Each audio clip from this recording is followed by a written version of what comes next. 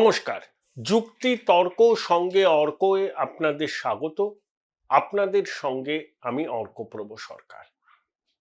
প্রথমে বলি, বাংলাদেশ 44-45 বিলিয়ন মার্কিন ডলার আয় করে গার্মেন্ট এক্সপোর্ট করে। তাদের জিডিপির 13-14% আসে বস্ত্র রপ্তানি করে, এবং তারা যে এক্সপোর্ট করে সেই এক্সপোর্টের 80% কিন্তু গার্মেন্ট। ভারতের বিমানবন্দর এবং জলবন্দর তারা ব্যবহার করত অনেক সময় এক্সপোর্টের কাজে, বিশেষ করে ইউরোপের দেশগুলোতে এক্সপোর্ট করার কাজে।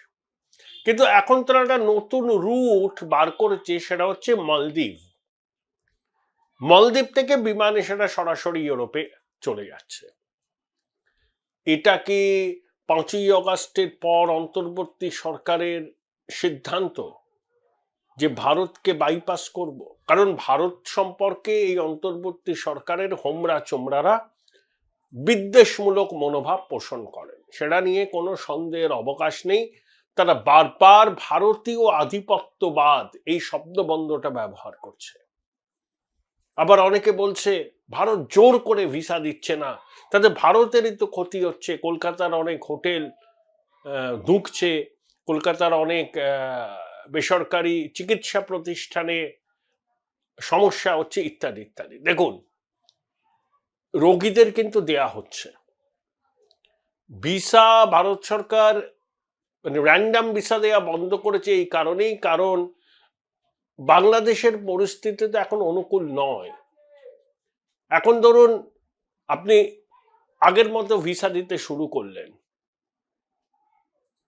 তাতে অন্যরকম কিছু তো হতে পারে, এটাই ভারত সরকার আশঙ্কা করছে। কারণ ইউনূস নিজেই বলেছেন যে সম্পর্ক সবচেয়ে তলানিতে। তাহলে যখন সম্পর্ক সবচেয়ে তলানিতে থাকে, তখন কি সহজ স্বাভাবিক পদ্ধতিতে যে এভাবে আগে ভিসা মঞ্জুর করা হতো সেটা কি সম্ভব? এই এক্সপেকটেশন থাকাই তো উচিত নয়।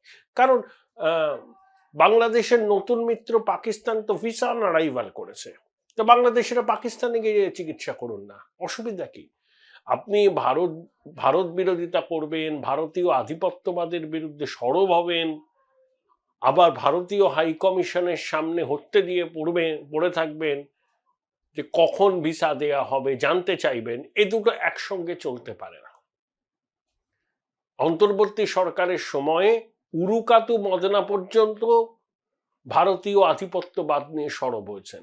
তারা হয়তো বোঝেনি না ভারতীয় আধিপত্যবাদ বলতে বাংলাদেশের ইউনূসের সদস্য, এই অন্তর্বর্তী সরকারের সদস্যরা কি বলতে চাইছেন। তাদের একটা ব্যাখ্যা আছে, কিন্তু ওই যে বাংলাদেশের উরুকাতু বদনা যখন ভারতীয় পণ্য বর্জনের ডাক দেয়, ক্রিকেট ম্যাচে ভারত অস্ট্রেলিয়ার কাছে হেরে গেলে তারা আনন্দ রাস্তায় নেমে পড়েন, বাজি ফাটান, আবার ভারতীয় ভিসা পাওয়ার জন্য কি আকুল আরতি, কিরকম দ্বিচারিতা দেখুন, কিরকম অগ্নি বলয়ে আমরা থাকি।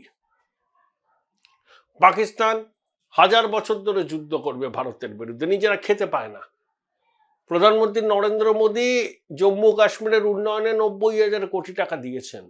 আরে পাকিস্তান এসবগুলো বন্ধ টন্ধ করলে আমরা তো যা নিয়ে নে এরকম করে দিয়ে দিতে পারতাম, কি হতো আমাদের? কিন্তু না, পাকিস্তান ঘুষপেটিয়াদের ঢোকাবে, সেনাবাহিনী গার্ড করবে, দাঙ্গাবাজরা সন্ত্রাসবাদীরা সীমান্ত পেরিয়ে ঢুকবে, ভাড়াটে যোদ্ধারা ঢুকবে, পাকিস্তান লাগাতার করে যাবে। তাই সেই দেশটার পরিণতি কি হবে আপনারা দেখতেই পাবেন আগামী দিনে। পাকিস্তান আবার দ্বিখণ্ডিত হবে। পাকিস্তানের অনেকে আর পাকিস্তানের অংশ থাকতে চাইছে না। এমন একটা দিন আসবে যখন পাক অধিকৃত কাশ্মীরের মানুষ পাকিস্তান সরকারের প্রতি বিতশ্রদ্ধ হয়ে নিজেরা তাদের সীমান্ত থেকে, তাদের এলাকা থেকে পাক বাহিনীকে হটিয়ে দিয়ে ভারতের সঙ্গে মিশে যাবে। বাল্টিস্তানেও মানুষ বিক্ষোভ করছেন, ভারতের সঙ্গে সম্পর্কের উন্নতি চাইছেন। পাকিস্তান আবার দ্বিখণ্ডিত হবে। জিন্নাহ বলে গেছিলেন না, মথ ইটেন পাকিস্তান, ঠিক সেটাই হবে। এখন পাকিস্তানের শাসককুল খুব উৎসাহী, বাংলাদেশে এমন একটা সরকার এসেছে তারা ভারতীয় আধিপত্যবাদের বিরুদ্ধে, ভারতের বিদ্বেষী, অর্থাৎ বাংলাদেশের মাটিকে ব্যবহার করুক, সন্ত্রাসবাদ ভারতে রপ্তানি করুক, মৌলবাদী আদর্শ রপ্তানি করুক, বাংলাদেশিদের মধ্যে ভারত বিরোধিতার বিষকে ঢুকিয়ে দেওয়া, জেহাদি মন্ত্রে তাদের উদ্বুদ্ধ করা, এটাই তো পাকিস্তানের কাজ। এবং তাদের মদত দিচ্ছে অন্তর্বর্তী সরকার, এবং তার স্বাভাবিক পরিণতি সনাতনীদের উপর আক্রমণ। এত আক্রমণ হয়েছে, সনাতনীদের দেওয়ালে পিঠ থেকে গেছে, ইসকনকে নিষিদ্ধ করার দাবি উঠছে, ইসকনের আধিকারিকদের বিরুদ্ধে দেশদ্রোহিতার মামলা হয়েছে। রংপুরে 22শে নভেম্বর মহাজমায়েত হয়েছে, সেখানেও সমাবেশে যারা যোগ দিয়েছিলেন তাদের প্রশাসন সহযোগিতা করেননি। ইসকনের বিভিন্ন সাধু এবং অন্যান্য ধর্মীয় সংগঠনের কর্তা ব্যক্তিরা রংপুরে যে হোটেলে ছিলেন, প্রশাসন তাদের বলে আপনাদের হোটেল ছেড়ে দিতে হবে। অর্থাৎ অন্তর্বর্তী সরকারের প্রধান ইউনূস বারবার বলছেন ধর্মীয় সংখ্যালঘুদের উপর অত্যাচার হয়েছে তাদের ধর্মীয় পরিচয়ের জন্য নয়, তারা আওয়ামী লীগের সমর্থক, তাই আওয়ামী লীগের উপর বাংলাদেশের মানুষের ক্ষোভ প্রচন্ড, তারই একটা অভিঘাত পড়েছে। কিন্তু সেটা এমন কিছু ব্যাপার নয়, ভারতীয় সংবাদ মাধ্যম অতিরঞ্জিত করে দেখাচ্ছে।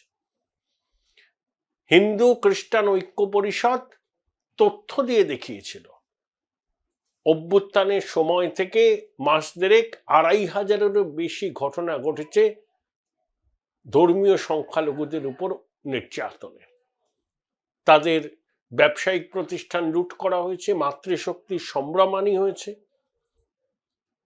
ধর্মদ্রোহের অভিযোগে তাদেরকে নিপীড়ন করা হয়েছে, আরো অনেক কিছু, মিথ্যা মামলা দেওয়া হয়েছে। চট্টগ্রামের হাজারীগড়ি ঘটনায় সেনা ও পুলিশ যৌথ বাহিনী মিলিতভাবে ধর্মীয় সংখ্যালঘুদের অত্যাচার করেছে, নাবালকদের সাবালক সাজিয়ে জেলে ভরে রেখেছে।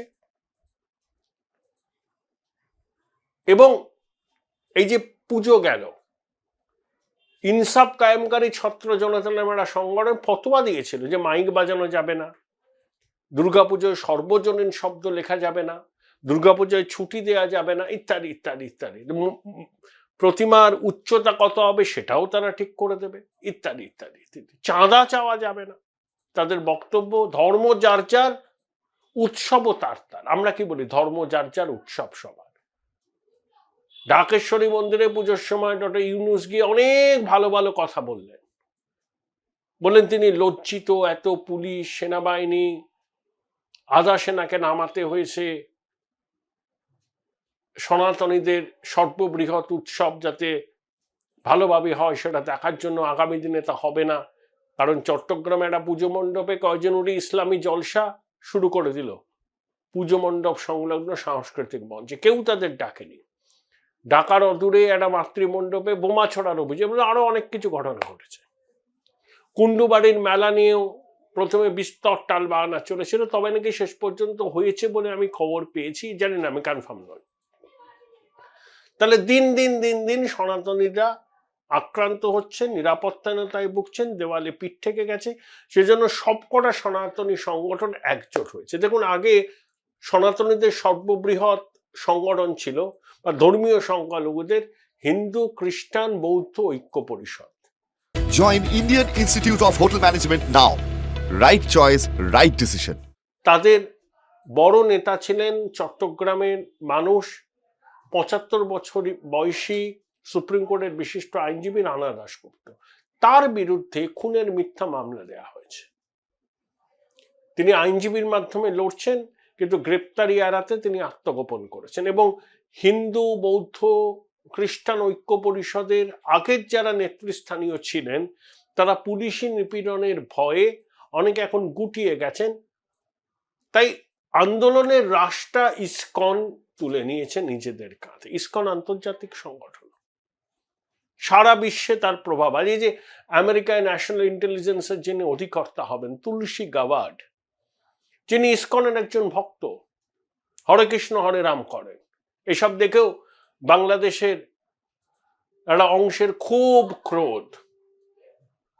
আচ্ছা, আমাদের দেশে যত সংখ্যক ধর্মীয় সংখ্যালঘু বাস করেন, বাংলাদেশে মুসলমানদের থেকে তাদের সংখ্যা বেশি, কিন্তু আমাদের রাষ্ট্রপতি মুসলমান হয়েছেন, সুপ্রিম কোর্টের প্রধান বিচারপতি মুসলমান হয়েছেন, আরো অনেক গুরুত্বপূর্ণ পদে মুসলমানরা আছেন, সেনাবাহিনীতে আছেন। যেমন সুপ্রিম কোর্টে একজন বিচারপতি ছিলেন আলতামাস কবির,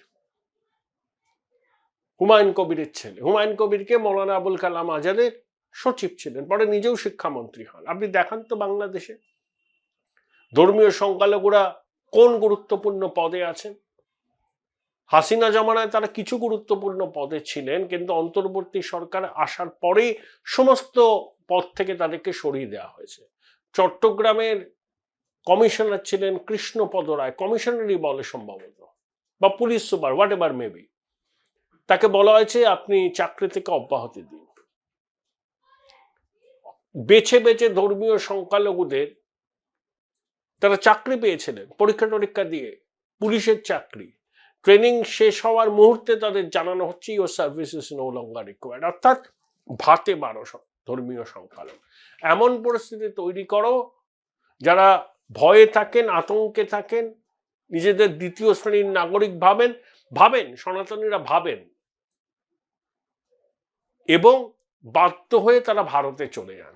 সেই সুযোগে তাদের সম্পত্তি, ব্যবসা বাণিজ্য দখল করে নেব।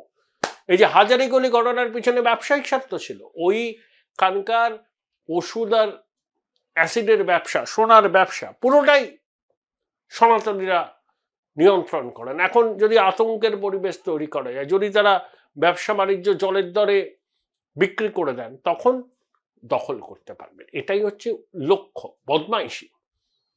কিন্তু এবার ধর্মীয় সংখ্যালঘুরা একজোট হয়েছেন, বলছেন এ মাটি আমার মাটি, বাংলাদেশের মাটিতে জন্মেছি, এখানেই পঞ্চভূতে বিলীন হব। আমাদের 8 দফা দাবি আছে, সরকারকে মানতে হবে। প্রয়োজনে তারা লং মার্চের ডাক দিয়েছেন চট্টগ্রাম থেকে ঢাকা, তাকে নাকি 25 লক্ষ লোকের সমাবেশ হবে। এই ডাক শুনে অনেকে আবার বলছে এরকম হলে নাকি বাংলাদেশে দাঙ্গা পরিস্থিতির সৃষ্টি হবে। কেন?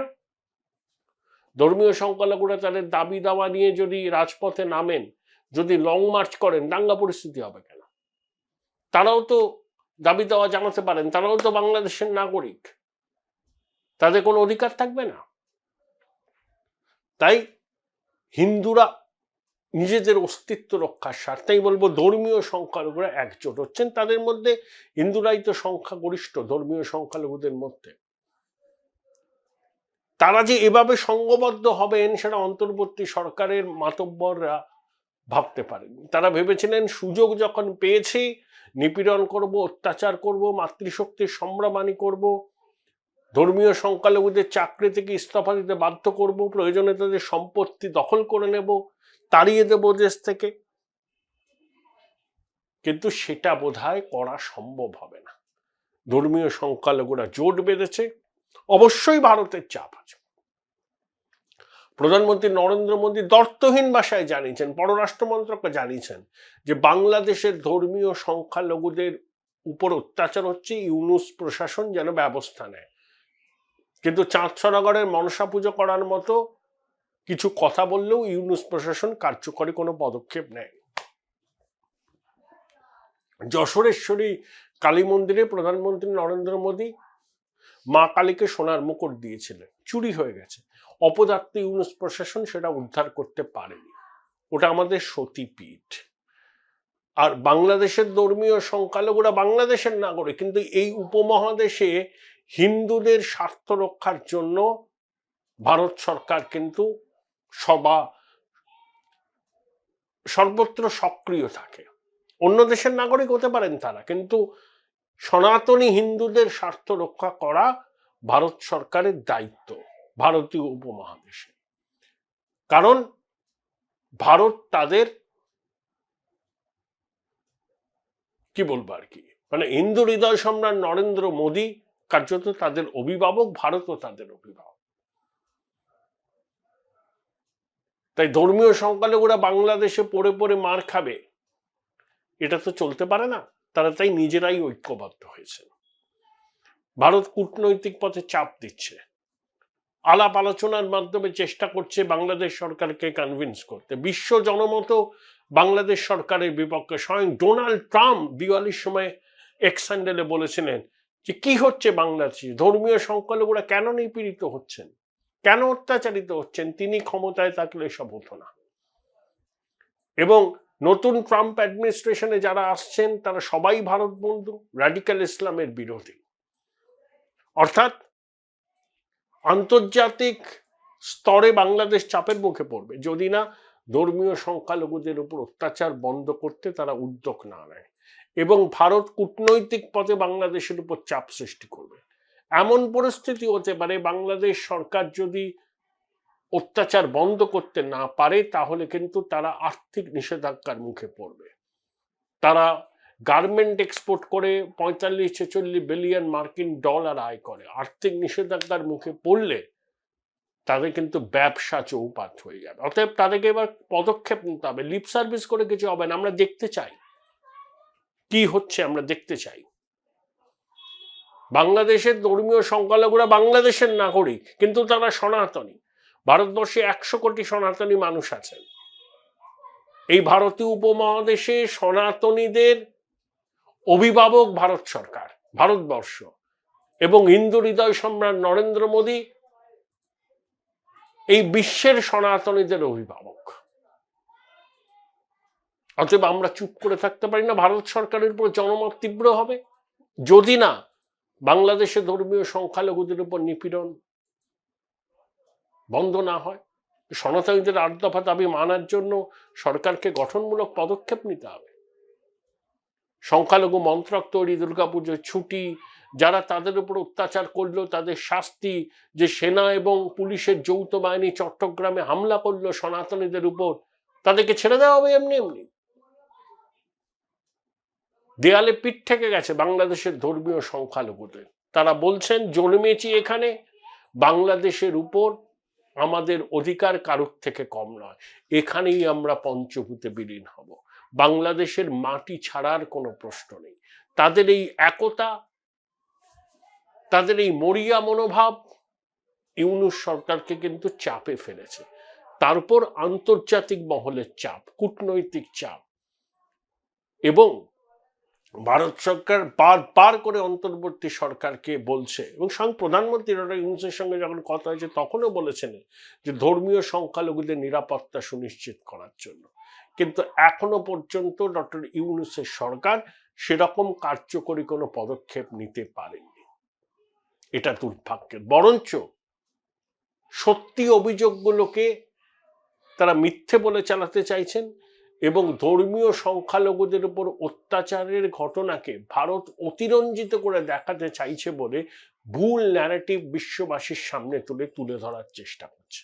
কিন্তু সেই অপচেষ্টা সফল হবে না। বাংলাদেশের ধর্মীয় সংখ্যালঘুরাই দুনিয়াকে জানিয়ে দেবেন কি অবর্ণনীয় দুঃখ যন্ত্রণার মধ্যে তাদের কাল যাপন করতে হয়।